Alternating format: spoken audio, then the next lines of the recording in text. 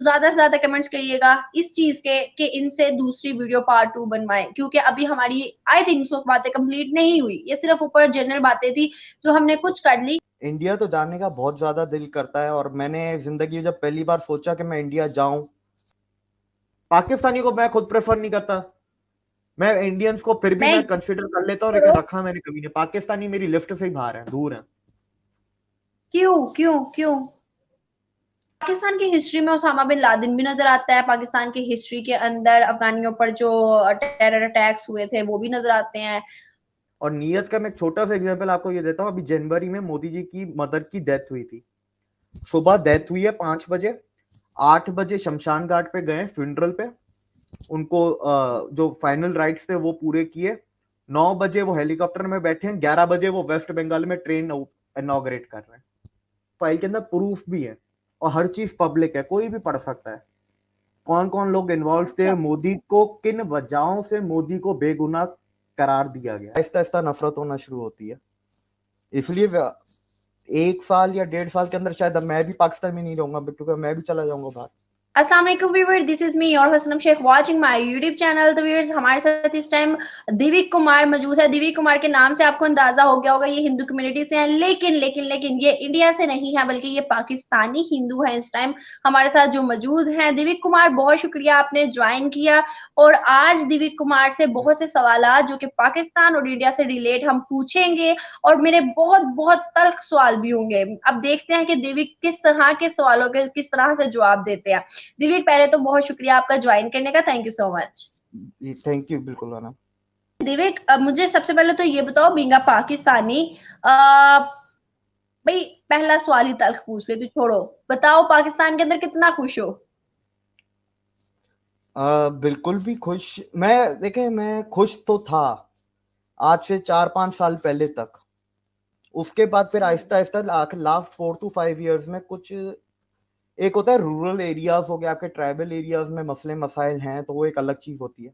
जब लेकिन ये मसले मसाइल आपके मेट्रोपॉलिटन सिटीज में आ जाएं, हैदराबाद कराची जैसे में, फिर आपको तकलीफ होना शुरू होती है, आहिस्ता आहिस्ता नफरत होना शुरू होती है। इसलिए 1 साल या 1.5 साल के अंदर शायद अब मैं भी पाकिस्तान में नहीं रहूंगा, क्योंकि मैं भी चला जाऊंगा बाहर। क्यों शहरों में जब आती है ना आपके साथ, फिर आप कोई भी सोसाइटी का जो सेगमेंट होता है, जो डिवाइड हुआ हुआ होता है इनकम पैरिटरी के हिसाब से, फिर वो भी अफेक्ट होता है। सही बात है, फिर उनको बिल्कुल मतलब ऐसे ही है। मुल्क। आप तो फिर हो यहाँ पर, तो आपको यार आपको पता ही होगा कि 8 लाख तक जो पाकिस्तानी पिछले साल पाकिस्तान छोड़ के गया, पाकिस्तानी पाकिस्तान को अगर छोड़े हम मुहब्बे वतनी होके, तो मुझे लगता है कि आप भी मुहब्बे वतनी हो गया, आप पाकिस्तान के अंदर इतने सालों से रह रहे हो। लेकिन हर किसी का अपना फ्रीडम होता है, अपने एक सहूलियात जिंदगी होती है जो कि शायद पाकिस्तान के अगर अंदर ना मिले, नहीं पाकिस्तान पूरी दुनिया में जहां भी नहीं मिलती, वो फिर बंदा उस कंट्री को छोड़ के जाने पर मजबूर हो जाता है। एक इंसान कब तक बर्दाश्त करता है? अपने हर चीज, लाइफ वगैरह, अपने फैमिली हर किसी ने देखनी होती है। तो ये तो सच है कि भाई एक जगह जब सहूलियात नहीं है तो फिर वहां से तो मूव ऑन करना बनता है। और पाकिस्तान के अंदर अगर अभी बात करें तो बींगा पाकिस्तानी, बींगा मुस्लिम, पाकिस्तान के हालात बहुत बुरे हो गए। और ये बात हम कंडेप्ट नहीं करते, लेकिन ऐसा है, हो गया। बिल्कुल ऐसा है। पाकिस्तान के आप तो हालात, आप दिव्य, मुझे ये इन्फ्लेशन से। बताओ। हाँ हाँ, बताओ क्या बोल रहे हो आप? नहीं, हालात के ऊपर ही मैं बात कर रहा था। आप लास्ट 1 साल का ही अगर आप फर्क देख लें, 1 साल में और अभी में क्या फर्क है, आप सिर्फ लास्ट ईयर जनवरी के डेटा निकालें, अभी का डेटा निकालें। चाहे कमोडिटी की प्राइसेस हो, पेट्रोल की प्राइसेस हो, आपका स्टॉक मार्केट हो, डॉलर हो, 1 साल में इतनी तबाही हो गई है। बड़े बड़े मुल्कों में इतनी तबाहियां 10-10 साल में आती हैं। हम 1 साल में अपना इतना बेड़ा गर्क करके बैठ चुके हैं। सही बात है, ऐसे ही है। दिव्य, मुझे ये बताओ कि मतलब इंडिया अगर हम देखें तो एक हिंदू कंट्री हम कह सकते हैं, हिंदुस्तान नाम ही हिंदुस्तान है। पाकिस्तान की अगर बात करें तो इस्लामी जमहूरिया पाकिस्तान इस्लामिक कंट्री है। और पार्टीशन भी शायद इसी बेस पे हुई थी कि मुस्लिम्स अलग और हिंदूज अलग रहे। लेकिन अगर अभी बात करें तो हिंदू हिंदू भी यहाँ है, मुस्लिम भी वहां है। क्या समझते हो कि जैसे अभी हालात है पाकिस्तान के, और मुझे नहीं लगता कि उस तरह का फ्रीडम अभी किसी को भी मिल रहा है पाकिस्तान के अंदर, तो क्या इंडिया कभी जाने की ख्वाहिश हुई है? वहां पर आपकी मेजोरिटी में लोग भी होंगे, फैमिली भी होगी, टर्म्स भी होंगे, बातचीत भी होगी। क्या कभी दिल में आया है कि यार काश मैं इंडिया ही होता तो आज जैसे उनके हालात है हम भी खुशहाल होते? जी, इंडिया तो जाने का बहुत ज्यादा दिल करता है, और मैंने जिंदगी में जब पहली बार सोचा कि मैं इंडिया जाऊं, अप्लाई करूं, उसके 2 हफ्ते बाद ही उड़ी का हमला हो गया था इंडिया में 2016 में। अच्छा। तो इंडिया और पाकिस्तान के रिश्ते खराब हुए, तो वीजा बंद, आना जाना लोगों का बंद हो गया जब मैंने फर्स्ट टाइम अप्लाई किया। तो अब इमिग्रेशन के थ्रू जा सकते हैं, नहीं तो नहीं जा सकते, या किसी और कंट्री में जाएं, वहां की ओ सॉरी इंडिया।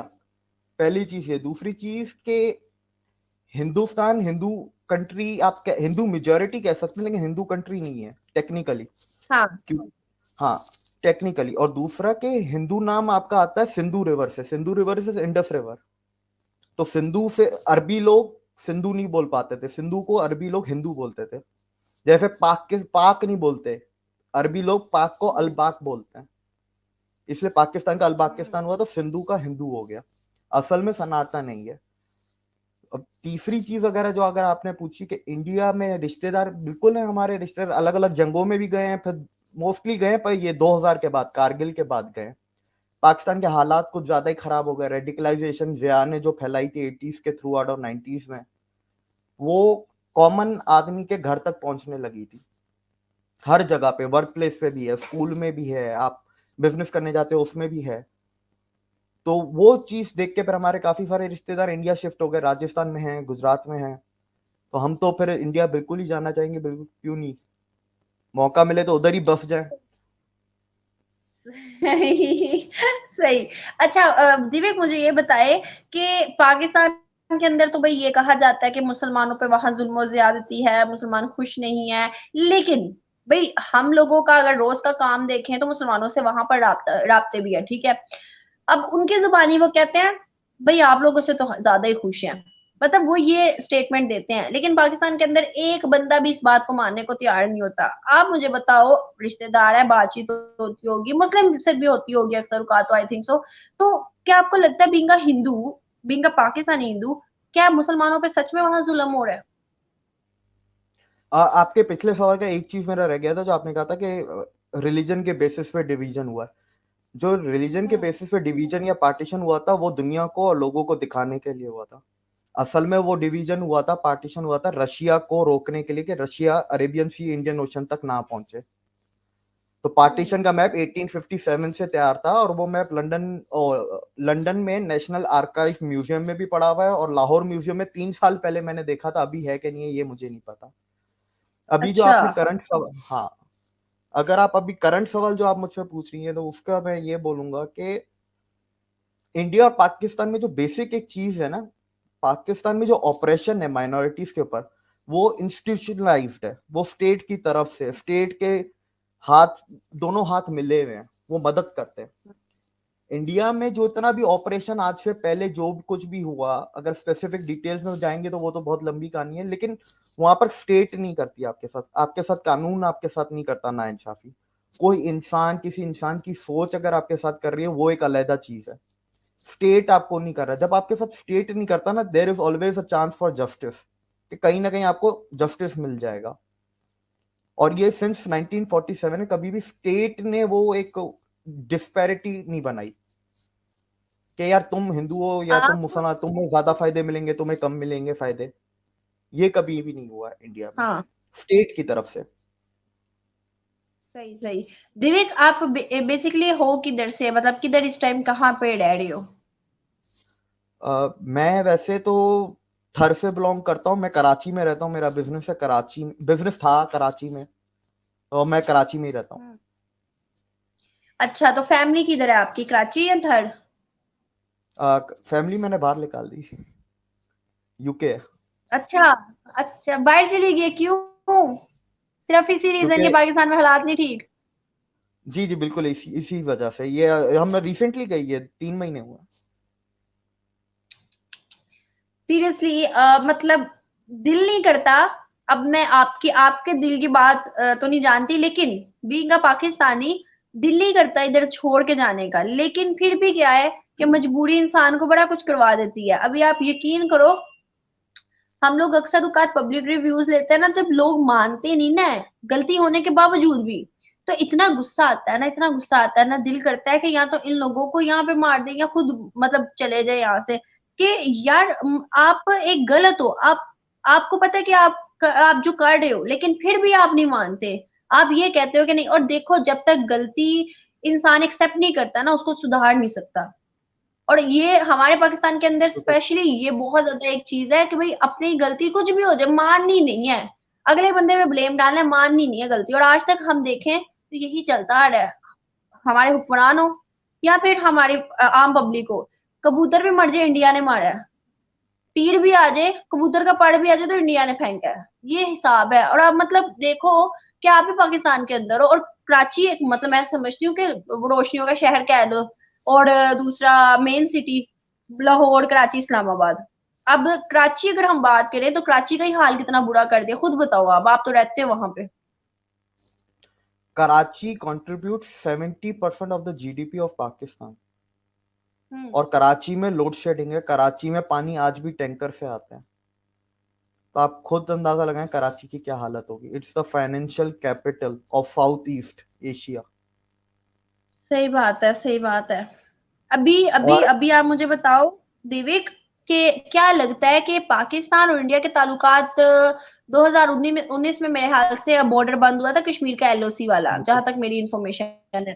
तो उसके बाद मुशर्रफ दौर में खुला था, इमरान खान ने ट्रेड बंद कर दी, मतलब जो आया उसने अपने मुताबिक चलाने की कोशिश की, ठीक है। अभी आप मुझे बताओ कि इंडिया और पाकिस्तान के रिलेशनशिप जैसे खराब हैं और इसमें आम पब्लिक फिस रही है, ठीक है, इनके तो सारा कुछ मामला चल रहे हैं, आम पब्लिक जैसे फिस रही है, तो क्या आपको लगता है कि इसमें किसकी गलती है? क्या इंडिया ने रिलेशनशिप बेहतर नहीं करने चाहिए, क्या पाकिस्तान ने बेहतर नहीं करने चाहिए, या फिर क्या इंडिया दो नंबरी करता है, या पाकिस्तान भी मतलब दो नंबरी करता है? देखें, दो नंबरी इंटरनेशनल डिप्लोमेसी में दो नंबरी कुछ भी नहीं होता। There is never a confidence in geopolitics. ये पहली चीज सिखाई हम्म। जाती है इंटरनेशनल अफेयर्स में। जो होता है प्लानिंग के साथ होता है, कभी कोई दो नंबरी नहीं होती, यू टर्न नहीं होता जैसे खान साहब हमारे कहते हैं। तो ऐसा कुछ भी नहीं हम्म। होता। हर चीज प्लानिंग से होती है, 6 6 महीने पहले प्लान हुए हुए होते हैं ये चीजें। अगर आप देखें तो इंडिया ने हमेशा हाथ आगे बढ़ाया है। फर्स्ट जो होता है ना हाथ बढ़ाने वाला, वो इंडिया ही रहा है। पाकिस्तान ने कभी हाथ आगे बढ़ाया नहीं है फर्स्ट टाइम। लेकिन दो दफा पाकिस्तान ने कोशिश बहुत अच्छी की थी नवाज शरीफ के टाइम पे, और दोनों दफा नवाज शरीफ ही हमारे प्राइम मिनिस्टर थे। हम्म। लेकिन दोनों बार आपकी एस्टेब्लिशमेंट और हमारी एक दो तबके हैं ना हमारे, मुल्ला मिलिट्री कहते हैं ना, मुल्ला मिलिट्री, इस तबके ने वो साबोटाज किया, रिश्ते खराब किए। उसके बावजूद भी बहुत कुछ चलता रहा है, अभी भी आपका ट्रेड, उसके बावजूद भी आपका देखें ट्रेड चलता रहा है 2016 के बाद। 2015 में हम्म। आपके मोदी जी आए थे, 2016 में अटैक हुआ, अटैक के बाद सारा वो रिश्ते खराब हुए, लेकिन ट्रेड आपकी और आपके ये जितने भी ये एससीओ के इवेंट्स में मिलना करना, यूएन पे जाना, जो भी था ये चलता रहा था। इमरान खान हम्म। साहब आए, इन्होंने तो सब खत्म कर दिया, तबाह कर दिया। देखे, जरूरत होती है दुनिया में, हर चीज होती है, जरूरत का रिश्ता होता है। चाहे इंडिया हो, चाहे पाकिस्तान हो, चाहे अमेरिका हो, या कोई छोटा मुल्क हो, चाहे बड़ा मुल्क अमेरिका जैसा हो, जरूरत के रिश्ते होते हैं। पाकिस्तान ने कभी अपने आप को इस काबिल नहीं बनाया कि इंडिया को पाकिस्तान की जरूरत पड़े। एक चीज हम्म। कुदरती जो पाकिस्तान के पास थी, जो ऊपर वाले ने दी थी, वो थी इसकी जियोग्राफिक लोकेशन। क्योंकि हम्म। ये ऐसी जगह पे प्लेस है पाकिस्तान, जहां पर आप यूरोप भी जा सकते हैं, सेंट्रल एशिया बहुत सस्ते में। अगर आप स्विस कैनाल से जाएंगे तो आपको 40 दिन लगेंगे। आप पाकिस्तान के थ्रू अगर आप ईस्टर्न यूरोप या सेंट्रल एशिया जाएं तो आपको 20 दिन लगते हैं, 18 दिन लगते हैं, और पैसे भी कम लगेंगे। ट्रेड, दुनिया में पैसा चाहिए, पैसे के ऊपर सारी चीजें खेल चलता है। हम 15 साल से सुनते आ रहे बनेगा करेगा, इंडिया ने बना भी लिया। 13 मुल्कों में से वो आपका कॉरिडोर जाता है, ईरान, ईरान से अजरबैजान भी जा रहा है, अल्जेरिया भी जा रहा है, वहां से आगे आपका ये कैस्पियन सी है, कैस्पियन सी से ऊपर आपका रशिया में एंटर होता है, वहां से ईस्टर्न यूरोप। और दूसरा कॉरिडोर वो चाबार से बना रहे हैं, अफगानिस्तान, अफगानिस्तान से आपका सेंट्रल एशिया। इस कॉरिडोर के अच्छा। बाद पाकिस्तान की क्या जरूरत है इंडिया को, ये पाकिस्तान को सोचना है। सही बात है, ऐसा नहीं है सही कि हम बात है। जरूरत बना नहीं सकते, बना सकते हैं, सोचोगे तो बनाएंगे ना। पाकिस्तान का ना, आम पब्लिक के पास जाओ ना तो एक बहुत बड़ा वो है, मसला है, एक स्टेटमेंट है, इंडिया हमारा नमक नहीं खाता, इंडिया हमारा चावल नहीं खाता। फिर बताओ, कहते हैं कि भाई इंडिया हमारा नमक और चावल खाता है, और साथ में हमारा ही नमक और चावल अपनी लेबल लगा के आगे भी बेचता है। अब मुझे बताओ इसमें क्या सच्चाई है? इंडिया के पास जो पाकिस्तान जो नमक एक्सपोर्ट करता है हिमालयन सॉल्ट है, तो वो पहली बात तो खाने में तो इस्तेमाल इतना ज्यादा होता नहीं है। अब बात रही चावल की, चावल आप खुद इंपोर्ट कर रहे हैं। India is the second largest exporter of the rice. India world food basket में 35% कंट्रीब्यूट करता है, ऑल टाइप्स ऑफ फूड।